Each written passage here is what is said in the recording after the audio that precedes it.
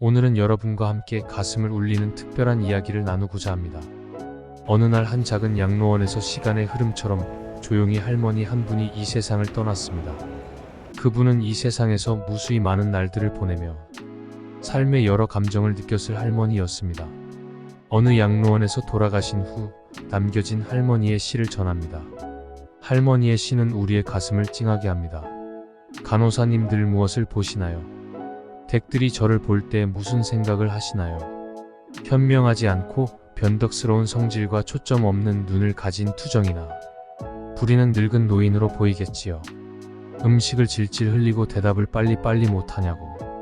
큰 소리로 말할 때면 전 정말 당신들이 좀 더 노력하기를 원했습니다. 당신들이 귀찮다고 주먹질을 할 때는 맞아가면서도 전 정말 안 움직이는 몸속에서 용기를 내어 손질이 남아 싸우고 싶었던 것이 합니다. 댁들의 하는 일도 못 알아차리는 것 같이 보이고 양말이나 신발 한 짝에 항상 잃어버리는 늙은 노인으로 밖에는 안 보였나요? 저항하든 말든 목욕을 시킬 때도 설거지 그릇만도 못하고 대돌만도 못한 내 몸뚱이에 눈물도 쏟아냈지만 흐르는 물에 감추어져 당신들 눈에는 보이지 않았겠지요. 음식을 나누어 먹는 것이 아닌 그냥 먹여주는 댁들이 왜 눈에는 그냥 못난 노인으로 비춰졌던가요? 댁들은 저를 그런 식으로 생각하시나요? 댁들은 저를 그런 식으로 보시나요? 제 팔에 든 수많은 멍을 보고 당신들은 도화지 속에 아무렇게나 그려놓은 망가진 보라색 도라지 꽃으로 보이던가요?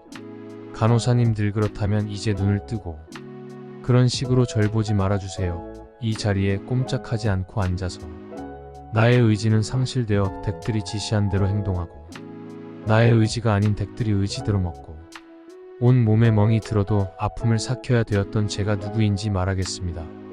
제가 10살 어린 아이였을 때는 사랑하는 아버지, 사랑하는 어머니도 있었고 형제들과 자매들도 있었답니다. 16살이 되었을 때는 발이 날개를 달고 이제 곧 사랑할 사람을 만나러 다녔답니다. 20살 땐 사랑을 평생 지키기로 약속한 결혼서약을 기억하며 가슴이 고동쳤답니다. 25살이 되었을 때는 안아주고 감싸주는 행복한 가정을 필요로 하는 당신들. 어린 시절과 같이 귀엽던 어린 자녀들이 생겨났답니다. 30살이 되었을 땐 어리기만 했던 자녀들이 급속히 성장해서 서로 오래도록 지속될 관계가 맺어졌답니다. 40살이 되었을 땐 어리기만 했던 아들과 딸들이 성장해서 집을 떠나게 되었지만 남편은 제 곁에 있어 슬프지 않았답니다. 50살이 되었을 때는 제 자식들은 당신들처럼 직장에서 일을 하고 손주를 제 무릎에 안겨주며 그때 비로소 인생의 맛을 느끼는 저 자신을 알게 되었답니다. 마침내 어두운 날들이 찾아와 내 옆에 있던 이가 먼저 사망하게 되면서 앞으로의 삶을 생각해보니 두려운 마음에 너무 싸해졌습니다. 자녀들이 모두 자기의 자식을 키우고 그 모습을 난 내가 알고 있던 지난 날들과 사랑을 한번 생각해봤답니다. 저는 이제 늙은이가 되었는데 참으로 우습게도 늙은이를 바보처럼 보이게 만드는 것들을 보면서 세월은 참으로 잔인한 것 같다는 생각도 해봤습니다. 몸은 망가지고 우아함과 활기는 떠나버렸고 한때는 마음이 어떤 것들이 이제는 무진돌이 되어버렸답니다. 시체와도 같으니 늙은이 속에는 아직도 어린이 같은 마음이 살아있어 가끔씩 다 망가진 이 가슴이 부풀어 오는 때가 있답니다. 좋아하는 사람이 생겨 젊은 시절처럼 사랑도 하고 싶다는 꿈도 꿔본답니다. 즐거웠던 일들을 기억해보고 고통스러웠던 일들을 기억해보면서 난 지금 다시 한번 삶을 사랑하며 이렇게 살아가고 있답니다. 너무 짧고 빨리 지나간 지난 날들을 생각하면서 영원한 것은 아무것도 없다는 엄연한 현실을 받아들이기로 했답니다. 이제 사람들이여 눈을 떠보십시오. 투정이나 부리는 늙은이로 보지 말고 좀 더 자세히 나를 봐주세요. 당신의 아버지는 아니나 아버지일 수도 있고 당신이 어머니는 아니나 어머니일 수도 있습니다. 그냥 가축에게 모이를 주듯 하지 마세요. 그냥 먹고 싶습니다. 멍들게 하지 마세요. 가슴속에 멍을 안고 떠나지 말게 해주세요. 글을 다 읽고 여러분들은 어떤 생각이 드시나요? 인간은 한번 태어나서 마지막은 죽음을 항해하는 짧은 여정입니다. 현대판 고려장으로 불리는 요양원의 현실을 적나라하게 보여주는 글입니다. 우리는 탄생과 죽음으로 마무리되는 신의 섭리 속에서 한 편의 영화 같은 삶을 살아갑니다.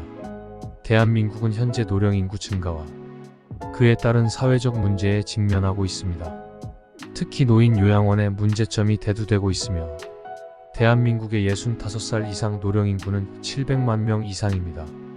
노인 인구는 2025년 1000만 명을 넘어 2035년에는 1500만 명에 이를 것으로 전망됩니다. 추정 치매 환자 수는 70만 명 이상입니다. 대한민국은 세계에서 가장 빠른 속도로 늙어가고 있습니다. 기형적인 한국 사회의 문제는 젊은 사람이 경제적인 문제로 결혼을 하지 않고 그 결과 아이를 낳지 않는 기형적인 사회 구조가 되었습니다. 이런 상황에서 20년 후에는 현재 30대, 40대가 60대의 노인이 되어 자신의 부모를 부양해야 하는 상황이 될 것입니다. 이는 노인이 노인을 부양해야 하는 시대가 오게 될 것이라는 뜻입니다. 이것은 얼마 후의 나의 모습이기도 하며 지금 가족의 모습일 거라는 생각이 듭니다. 늘어난 수명만큼이나 죽기 전 최대한의 시간을 보내는 장소가 되어 버린 곳이 요양원이죠. 노인은 자식의 짐을 덜어주려 자의 반타의 반으로 요양원에 입소하고 몇몇 자식들은 노령의 부모를 감당하기 힘들다는 이유로 요양원에 보내고 있다는 것이지요. 1950년, 1960년 또는 1940년 이전에 태어난 부모님들은 전쟁, 가난, 배고픔으로 말로 형용할 수 없는 아픔과 고통을 이겨내고 지금껏 살아왔습니다. 예전에야 대가족 중심의 생활 환경 속에서는 자식이 노인을 모시려 하고 책임졌습니다. 그것을 힘듦보다는 당연한 가족의 의무로 알고 있었습니다. 이제는 세상이 바뀌고 인식이 달라져서 자식들은 힘들게 노부모를 부양하지 않아도 된다고 생각하는 사람들이 많아졌습니다.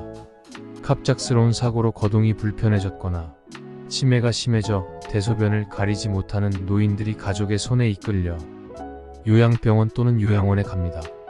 우선 요양병원과 요양원의 차이점을 알아야 합니다. 요양병원과 요양원은 노인의 인지 및 신체 건강 상태에 따른 의료 요구도가 선택 기준이 됩니다. 요양병원은 의사나 한의사가 의료를 행하는 곳으로서 장기 요양이 필요한 입원 환자에게 의료를 행할 목적으로 개설한 의료기관입니다. 뇌졸 중중풍, 치매, 파킨슨병 등 노인성 질환, 만성 질환, 수술 후 회복, 상해 후 회복을 위해 장기 요양이 필요한 경우 입원하게 됩니다. 의사 한의사가 상주하고 있으며 의료법에 근거하여 건강보험 적용을 받습니다. 요양병원의 간병비는 장기 요양보험 대상이 아니므로 환자나 자식들이 100% 부담해야 합니다. 예를 들어 1인실부터 6인실까지 병실이 있으며 그중 가장 많이 이용하는 6인실의 경우 30만원에서 40만원씩 지출해서 간병인에게 240만원을 급여로 지급합니다. 그리고 입원 시 본인 부담금이 50만원에서 60만원으로 배변 패드나 기저귀 비용을 합산하면 100만원 이상의 비용이 발생합니다. 요양병원마다 차이가 있겠지만 최소한 100만원 이상의 병원비를 부담해야 합니다. 최근에는 요양병원의 환자 유치 경쟁이 치열해져 금액이 낮아지고는 있지만 금액을 낮추는 것에만 혈안이지 정작 노이들에게 돌아가야 할 서비스의 질은 점점 떨어지는 현실입니다. 요양원의 경우 노인장기요양보호법에 따라 국민건강보험공단은 65살 이상 또는 65살 미만 노인성 질환 대상자 중 52개 항목을 방문, 조사해 15등급까지 장기요양 등급을 부여합니다. 등급을 받은 노인이 요양원에 입소하면 정부는 소득과 등급에 따라 장기요양급여의 80%에서 100%를 지원합니다. 한 달 본인 부담금을 보면 1등급은 42만 1,820원, 3에서 5등급은 36만 940원을 내야 합니다. 여기에 27만 1,450원의 식대를 더 냅니다. 대략 60만원에서 80만원을 내는 계산이 나옵니다. 하지만 요양원은 상주하는 의사가 없으므로 노인들의 위급 상황 시 제때 치료를 받을 수 없어 많은 피해를 입는 일이 많아 최근 사회적인 문제가 된 경우가 많습니다.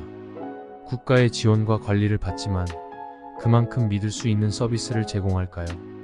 부족한 인력과 처우로 20명에서 30명의 노인들이 80%의 치매 환자와 20%의 정상 노인이 뒤섞여서 보는 시스템이라고 합니다. 적은 인원과 열악한 처우 때문에 그 피해는 요양원에 입소한 노인들이 받고 있는데요. 그나마 정부의 지원이나 관리가 좋은 국립요양원의 경우 들어가기도 쉽지 않으며 지금 신청해도 수년을 대기하며 기다려야 합니다.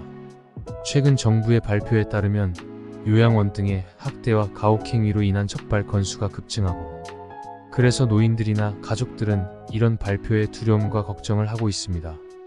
요양원에 입소한 이유와 사연은 다르지만 요양원에 들어오는 순간 바깥 세상과는 단절되는 공통점이 같습니다. 면회와 외출에 제한은 없지만 자주 찾아주는 이가 없어서입니다. 노인들 중 아주 소수만이 가족이 일주일에 1회 또는 2회를 찾아와 그마저도 10분을 머물지 않고 돌아간다고 합니다.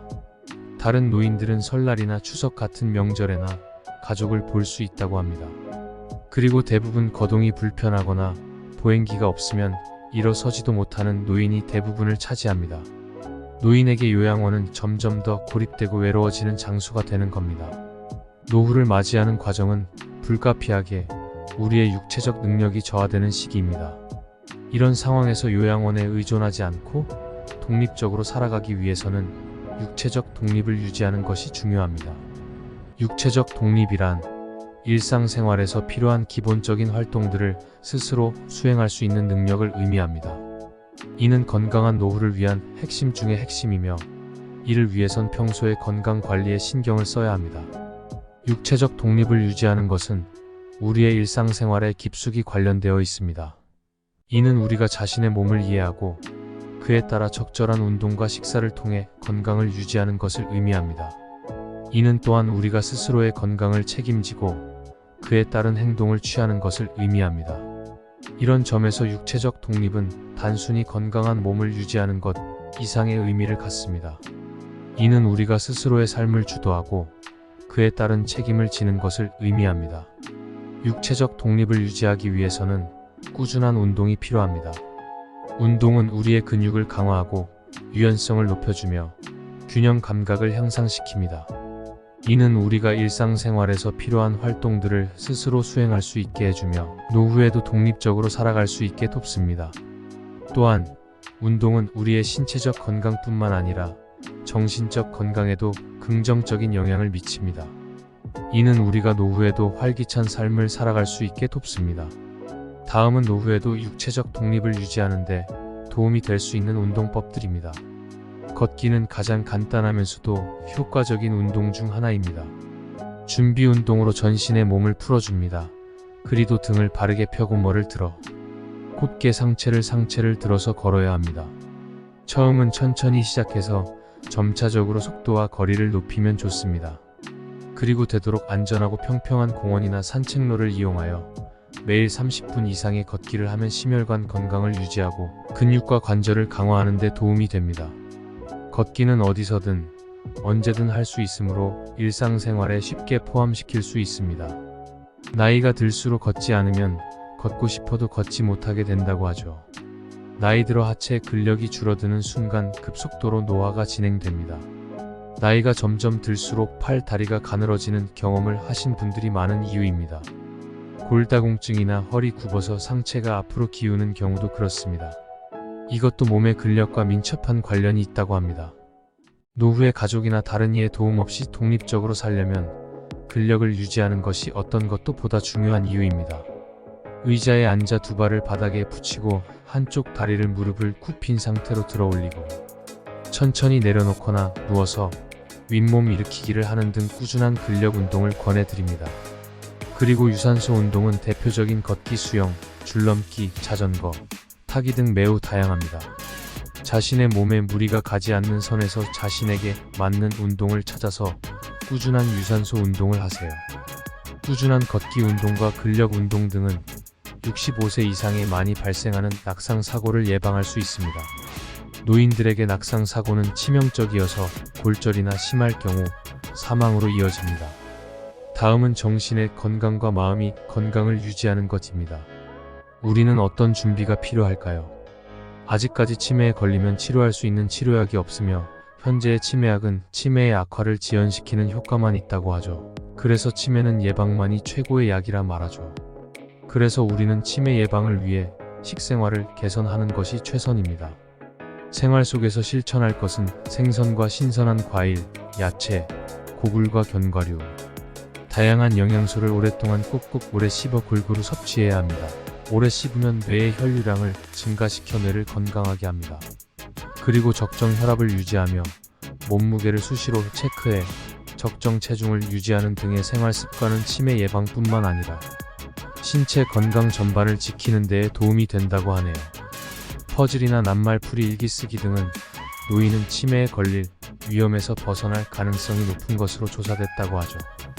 뿐만 아니라 치매에 이미 노출된 사람이라 할지라도 꾸준히 퍼즐이나 낱말풀이를 즐기면 악화 속도를 현저하게 줄일 수 있는 것으로 알려져 있습니다. 또 한 가지, 잠을 잘 자야 합니다. 뇌가 쉴 수 있도록 최소 7에서 8시간의 수면 시간을 확보하고 매일 같은 시간에 자고 일어나는 습관은 기억력 감퇴 치매 방지에 도움이 된다고 합니다. 뇌는 수면 중 낮에 입력된 정보와 기억을 정리하고 저장한다고 하죠. 밤에 잠을 자지 않으면 새로운 기억 자료가 뒤섞이거나 사라져 나중에 되살릴 수 없게 된다 합니다. 충분한 수면 후 10분 정도의 매일 반복적인 명상은 집중력 강화와 기억력 감퇴 방지에 긍정적입니다. 눈을 지그시 감고 단전에 마음을 집중한 채 천천히 열을 세며 아랫배가 불룩해지도록 숨을 들이마시고 같은 속도로 숨을 내뱉으면서 배를 등에 붙인다는 생각으로 끌어당기는 동작을 반복해보세요. 꾸준히 명상을 하면 긴장이 풀리고 혈관이 확장돼 뇌 혈류가 증가하고 혈압이 내려가고, 또한 명상을 하면 뇌, 전두엽, 대상회 등 긍정적 사고와 관련되는 부분의 혈류량이 증가하고 대뇌 회백질이 두꺼워지며 신경세포 생성에 관여하는 물질이 증가합니다.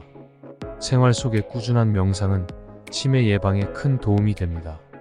또한 친목 모임에 꾸준히 나가 다양한 사람들과 교류의 끈을 놓지 않다 보면 자연스레 신체와 두뇌를 활발히 움직이게 돼 치매와 노인 우울증에서 멀어질 수 있습니다. 사회활동은 치매 발병률을 높이는 우울증과 외로움으로부터 멀어지게 해 치매 예방에 도움을 줍니다. 또한 친구 1명에서 2명을 더 사귀고 친목 모임을 자주 가질수록 기억력을 포함한 인지 기능 저하 가능성이 낮아지는 것으로 알려졌습니다. 학계에서는 친구를 사귀는 일과 여가 활동 등을 같이 하면 치매 발생 확률을 최대 80%까지 낮출 수 있다는 연구 결과도 있다고 합니다. 이렇게 치매를 예방하려면 매사 긍정적이고 낙관적인 마음으로 생활하는 것이 무엇보다 중요하리라 생각합니다. 미래를 미리 염려와 걱정 말고 과거를 비관하지 마세요. 오늘 그리고 현재를 사시길 바랍니다. 그리고 경제적인 자유입니다. 우리는 이제 앞서 경험하지 못한 100세 시대를 맞이하고 있습니다. 이는 우리가 이전 세대보다 더 오랜 시간 동안 경제적으로 자립해야 한다는 것을 의미합니다. 이런 상황에서 경제적 독립을 위한 준비는 더욱 중요해집니다. 정년을 넘어서도 계속 일할 수 있는 능력을 갖추는 것이 중요합니다. 이는 우리가 노후에도 계속해서 일할 수 있게 만들어주며 이는 경제적 독립을 유지하는 데 큰 도움이 됩니다. 새로운 것을 배우는 것은 두려움과 불안을 동반하기 마련입니다. 그러나 그 두려움을 이겨내고 도전하는 것이 중요합니다. 그래야만 노후에도 자신의 힘으로 살아갈 수 있습니다. 새로운 일을 피하지 말고 할 수 있다는 마음을 가지고 배워보세요. 그래야만 노후에도 경제적으로 독립하여 건강하고 행복한 노후 생활을 할 수 있는 것입니다.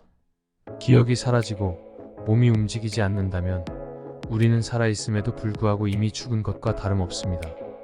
이런 상황은 우리에게 말로 표현할 수 없는 고통을 안겨줍니다.